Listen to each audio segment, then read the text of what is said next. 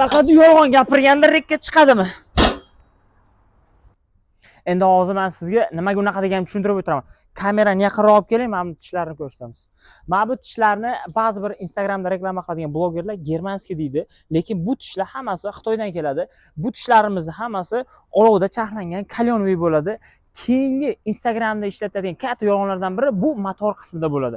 Motorni 6,5 kW deyishadi, lekin aslida bu derabilkalar uchun maksimal 4 kWgacha motor ishlatiladi yoki undan ham kichkina bo'lishi mumkin. Keyingi reklamalarda ishlatiladigan katta yolg'onlardan biri bu. Katta derabilkani ko'rsatib turib, kichkina derabilkaning narxini aytishadi. Siz uni xarid qilganingizda katta deb o'ylagan derabilkangiz kichkina bo'lib chiqadi. Savdoda hammasi ochiq-oydin bo'lishi kerak. Xuddi shunga asosan biz hozir derabilkamizni hammasini ochiq-oydin aytib narxlargacha ko'rsatib o'tamiz. Derabilkamizning motori 4 kW bo'ladi. Buni narxiga keladigan bo'lsak, 3 oyoqli derabilkamizni 2 million, 2,5 million so'm evaziga xarid qilishingiz mumkin.